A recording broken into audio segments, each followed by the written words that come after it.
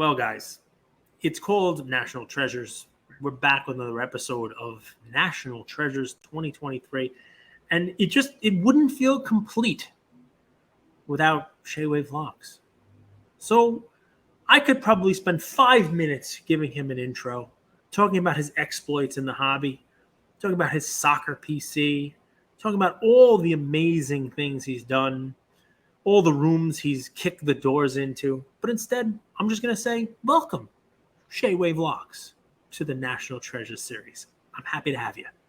Thank you, Cage. Thanks for having me on, and of this special series of National Treasures, not the Woo! card, but the people. So I thank was you trying to get somebody from Tops to kind of do the show and call them a national treasure, which is it's a Panini thing. So it would be interesting to see how they would react. But I mean, look, it has nothing to do with Panini. It has to do with the national.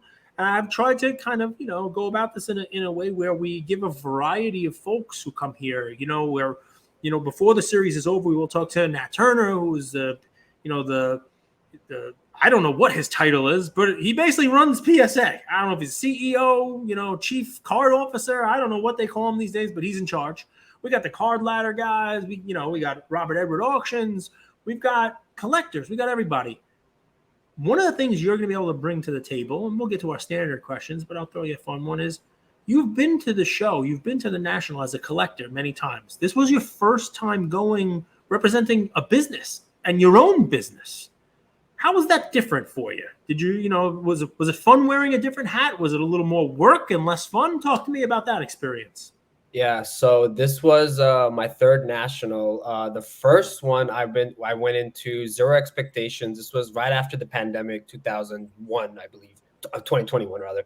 I went and that's when I got my experience of a first big blockbuster deal. That's when I picked up the Kobe Kaboom BGS 9.5. So I got that real national excitement. I brought home a trophy card, so to speak. So that was year one. Then year two, and you hid it in a hole in your wall in your apartment. Yeah, and then I had a little construction. Couldn't find a place to put it. Can't trust the vaults, right? No, I'm joking. But yeah. So that was that. Then fast forward last year. That's when we did the crossover herd around the world, literally. Where we, that Messi Super Auto, we took it from a BGS 9.5 to a PSA 10.10. That was like, a big excitement for me. So I've had two national moments, I guess, And guys, the crossover herd around the world is what he calls it, but it is a very good way of putting it. If you haven't listened to the episode that we did with Shay after that, please listen. It's sort of like an acid trip of an episode, because we were in Norway and then he was at the Eiffel Tower in Norway somehow. I don't know if it was Epcot Center. I don't know what was going on there, but it clearly was an around the world trip for you to get the card, grade the card, bring it to the national, get it crossed over. It was, an action-packed event for you. So what's funny about it, though, is you went as a collector, you picked up a Grail card. Then you went kind of like as, I'm going to call you more an investor when it came to, that card, and clearly you were able to increase the valuation of that card at the national your second time around. First time you picked up a big card. Second time you worked the system at the national with a nice crossover. This time now, your third one, you're there, repping your own business. Yeah. Is that fun, different? Yeah. This one, I'm not gonna lie. So here's the thing. First of all, I would suggest anybody that's going to a national, if you're a dealer or whatever, go the day earlier. Don't go on the day of Wednesday. I got in there Wednesday. That's when the show kind of like starts, like the dealer mode. Mind you, my partner Mark, Empire Sports Cards, he was Shabbating. You know what I mean? Or what? There was a religious thing that he had to stay behind. So I was there by myself representing Fund Your Cards. Which has got to be scary for Mark. Yeah, I mean, for him, right? There's a lot of stuff that happened that he doesn't even know about. Well, he's gonna find out now. Let's go, stories. It's unnecessary. But I took in like well over $1 million in client cards. My cards are our cards, and it was it could be a little hectic, doing everything by yourself, setting it up all by yourself the first 2 days. So that was interesting, but overall, representing Fund Your Cards and what we did at the show was made me like a real like full on believer of what we're doing. Like the actual meeting, because a lot of these clients we've never met. We've done all these Fund Your Card deals, we got all these grails for clients, but we've never seen them. So, and a lot of these grails were, for the first time, I'm physically handing it over to them. They was like, "Where's my baby? Where's my baby?" Like they kept hounding me. You know what I mean? Like they couldn't wait any longer, and I don't blame them. So giving the grails to these collectors was a great moment for me personally, just seeing them, how thankful and appreciative they were. That Does was this increased eyeballs and ears on this series? People who might not have even chimed in or heard you before might not even know who you are, which I find it hard to believe. You're everywhere. But give me a 1 minute. What is Fund Your Cards and why should people use it? Sort of like an elevator pitch. Sure. We have plenty of time, so go ahead. Yeah, Fund Your Cards is a service to help collectors consolidate their current collection into their grails, their dream cards that they want. So basically, the card could be anywhere, an auction, privately, whatever, even in dealers' tables. And we all know when you're trying to consolidate like 100 small cards into that nice, precious one piece, card, dealers can kill you. They gotta want 50%, 100% premium. Who knows? And they'll value your cards when you're giving it to them at 70, 60%, sometimes 80%. Here at Fund Your Cards is very different. You tell us which card you want, what price you're willing to pay for. It could be on auction or privately. We go out and buy the card with our own funds. And then after that, you would then work with us to consolidate. Give us your smaller cards. We take it all in. We would do a private story sale. Privately, we try to sell as much as possible. And after about a week, we would send them to consignment and auction. And once everything is paid off, if, for example, if the card is 10 grand, you would owe, it's 10% fee, so you would owe us 11,000. So you just keep selling stuff until you hit that 11K and the card is yours. It's a different way of approaching grails. A lot of times you can get intimidated. Oh my God, how am I going to afford this card? It's so much, but I know what I have in my PC. Like I know that I have the values there, but I just need that, holding hand a little bit, sometimes, collectors need, because it's a big decision. So here, once you guaranteed you secure the grail, you can, calmly sell off the rest. Not like you're selling, and then try to time it while trying to pay for the card on auction. You know what I mean? So we kind of like step in and help out in that situation. And it's the fairest price. It's literally just 10%, which people think. So just a way to kind of, do it, and tell me if I got it wrong, right? People have value already locked away in their collection. Mm-hmm. And you almost become a middleman for a trade for them, right? Yeah. Like they are able to trade items that they have in their collection for this grail card. They trade up, and the service you provide for a 10% fee on that card is you purchase that card. Right. So you have the funds laid out that they don't have or don't want to spend. Correct. Their funds are locked up in their collection. Right. You now have the item, and for that 10%, you take their cards and you use your network, yes, whether it's on a story sale, auction houses, you name it, and continue to sell their cards for them, right, until they've paid that 110%. You're out there selling them. You're basically consigning, right, for that fee.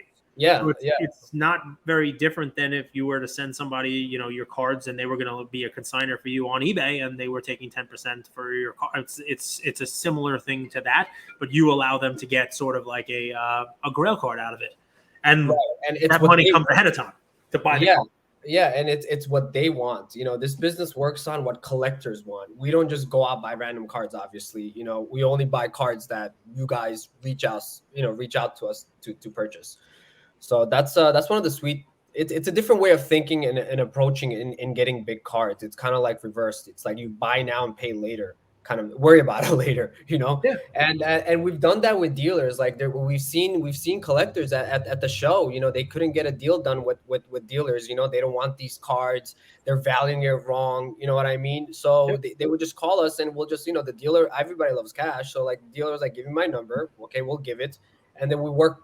That's gonna be our problem now. So the dealer is happy, the client's happy, the collector, and we're also happy, obviously. I mean, it's an interesting thing because you're there with the cash, you're there with the money. They have $100,000 worth of cards to try to trade for $100,000 card. The dealer may not be so willing to take $100,000 with those, you know, worth of cards.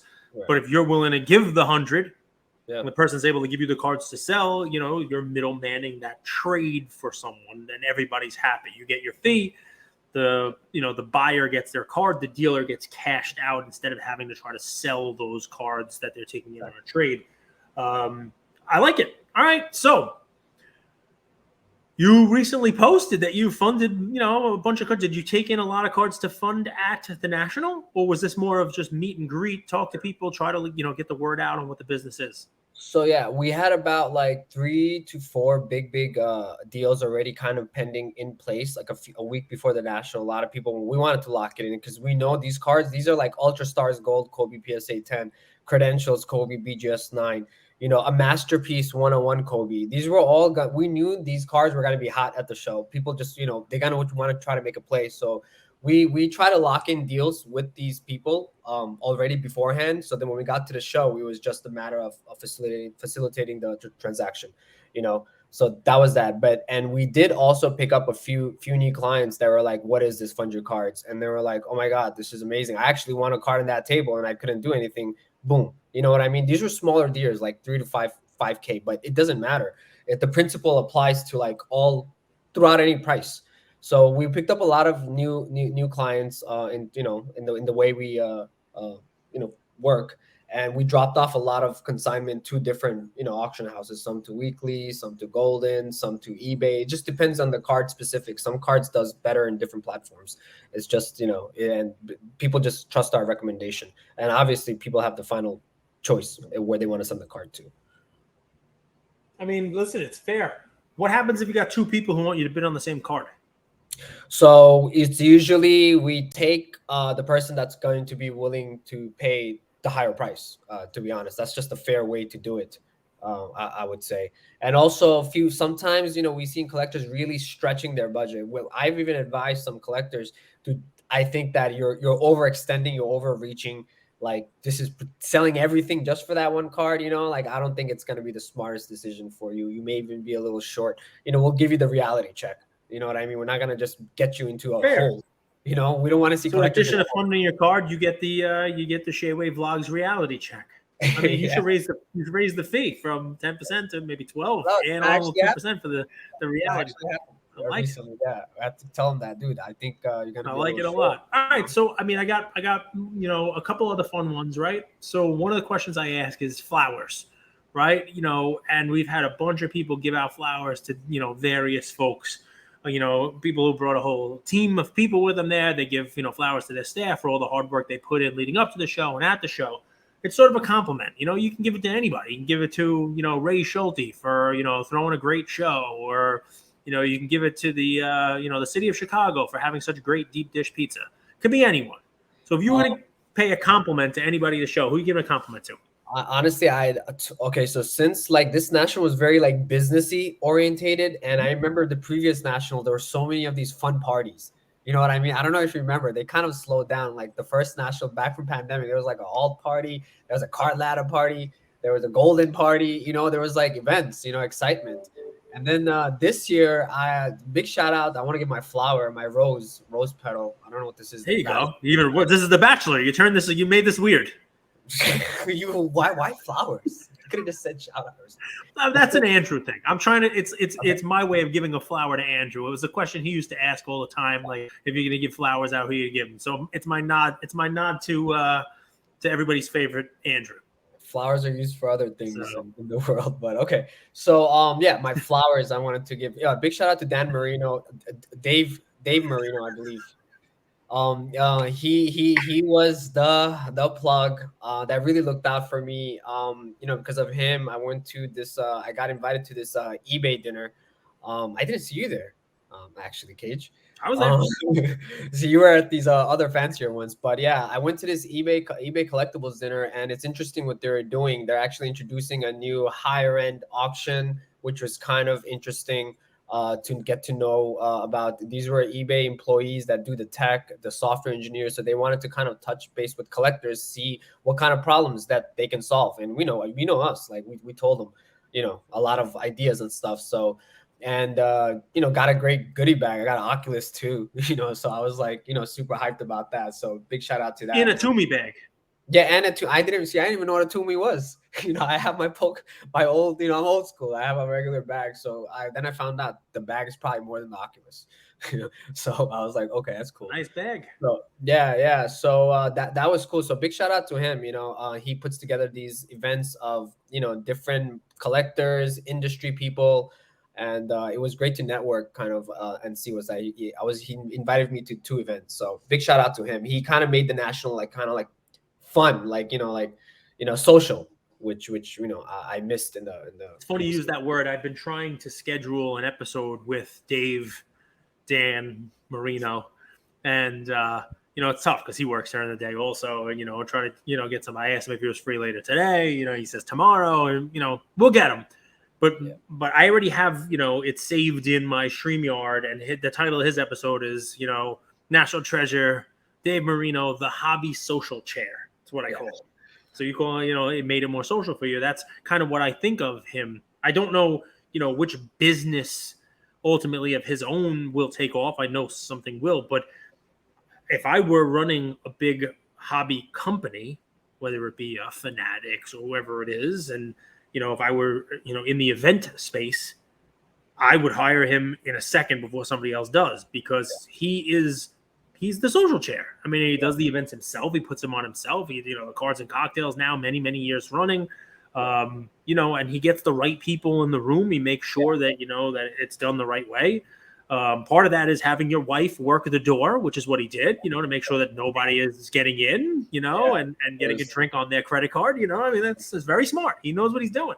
There was a legit door check, where you couldn't get in. I was like, okay, it's official. I feel a little bit more exclusive now. That's right. They have a legit. You're on the list. You were on the list though. You make the list. I mean, you're important. You make the list. All right. So that's a good flower. I will say that I venture to say a safe bet is that Marino's going to get flowers from a couple of people. I kind of like that. Now, the National itself, right? Any crazy stories from the National? Any pickups? Were you involved in any kind of hijinks at all? Did you, did you drop your showcase on the floor? Did you get in a fight? I'm trying to think of the other funding companies that are out there. Like, did you get into a fight with Lior because, he was trying to, give 50% advances and you're just paying for the whole card itself? Are you guys now getting into it? What do you got? Give me a National story. One crazy thing that happened. All right, so I don't know if you know the captain. He has a thing. He has a whole thing. He's always talking about he's a dealer. The captain. Big shout out to him. Don't put anything on my table. You know what I mean? When you're a dealer, get your shit off my table. There's customers there and all that. So I'm there first day by myself. But mind you, I was set up next to Big 3 Hockey, Karn Ryan, Busy Sales. And in that case, to the left of me, he had a LeBron RPA in there. You know what I mean? Some multi-million, $1 million card in there, basically. And I had my supers and all that in my cases. And then fast forward 30 minutes, on Wednesday, what was it, Thursday or whatever, Wednesday, there was a huge cup of beer just fell all over my showcase. Oh, full thing of beer out of nowhere. So that was very, very unexpected. I just didn't know what to do. And the crazy part is that it's like you know him. He's kind of he's in the hobby. He's your friend, and that happens. So that was we cleaned it up and stuff, but it was the whole glass of beer that went on the showcase. And mind you, the showcase are not waterproof. I found out. So the beer did go inside the case, and there's legit LeBron RPAs. Messy superfractors. Thank God every single one of them was sleeved up, even the raw that we had in there. And then, we tried when we opened the case, I was like, oh shit, are you serious? It's inside there. We did the best as possible to clean it up. Even 30 minutes later, Jay Lee was walking by, and then now I know he's such a card guy and loves cards. He was like, Shay, is that water? What is that? It smells like beer. What is that? And I was like, oh my God, it's still there. And then now I have outside regular people noticing it. And it was really frustrating. I was there by myself. You know what I mean? Didn't even have a partner to kind of bat, to to be in that situation. You know, it's tough to be alone. And what are you supposed to do? Start a huge thing? Like, what would you do? You know, what would somebody do? I'd drink the beer off the case. Well, mind you, I actually quit. You know, I don't know if you know, like about 6 months ago, I actually quit drinking. So I hate alcohol. You know, That's the lead-in. That's the lead-in. Yeah, so yeah. it makes it even worse for you. You know, it makes it even worse for you. Like, you know, I gave up drinking and all that. Now I got to deal with it again in the hobby. And now people are spilling their beer in your. So now you got beer-soaked cards. But listen, I mean, it's one of those things that it's an interesting story to tell. I'm sure in the moment it was miserable, but it's funny because here you are bringing these cards to the National, setting up, but you were smart enough to realize this is something that could happen. So you protected your cards. You know, everything was sleeved up, you name it, you know. And guys, the cautionary tale here is when people say don't put stuff on their table, they're not trying to be pains in the ass. They're not trying to be pricks to you. You know, they're not trying to be like, I'm the dealer. Don't put stuff on my. This stuff happens. You know, be careful. You know, I mean, you know, so try not to put your beer anywhere near a case of cards at the National. It's just one of those things. I even made a video with things not to do at the National. You know what I mean? And that's people like putting their random, you know, pizza and all this food and stuff, like using my table as a desk, as a personal desk. You know, these people. And here we are. The worst case scenario basically happened. So hopefully, you know, it never happens again. So please, listen, if you ever see me, don't put crisis averted. Crisis averted. So you've been to a few Nationals now, right? At least 3. Yeah, third. You've been to a few Nationals. Compare this one to the 2 you were at before that. And basically, my question is, you know, is it too big? Or when you're on a business side and you're sitting behind a table, the more the merrier. The more people they bring in, the better it's going to be for potential business. As a collector, do you feel like maybe when it gets so big, you can kind of miss out on stuff, right? So talk to me about that. Yeah, so like I didn't get a good chance to really walk around the whole National, and I've heard the complaints. Some spot it was a sauna. You just stand there and you just sweat. Apparently, very hot. I didn't get to experience that. You know, I was on the corporate side, and you know, Ray Schultz said, you know, he takes care of the corporate people. So, you know, I was glad to be on that section where, you know, there's AC. You know, thank God. So that was the good part. But yeah, how big it is, I mean, it's the National. Like you expect that type of stuff. But I guess in the future, maybe organizing better in sense of like which tables are. I don't think I've seen a pamphlet with like which dealers and like which locations there were. Maybe they should get some sort of like a pamphlet, like brand names, like 610 sports cards, this section. You know what I mean? Just different hobby names, and it could be a collaborative effort. Like anybody that's a dealer or setting up there, they can be in that little pamphlet, so it's easier to find people. You know, yeah, that's an app. You know, everybody's into tech. You know what I mean? A little more complicated. National is so slow and behind. Let's stick with pamphlets first. You know, I mean, imagine layering into an app that has the map, but also instead of just posting on your story, this is the card I'm looking for. If anyone has it, the National, imagine posting that into the app.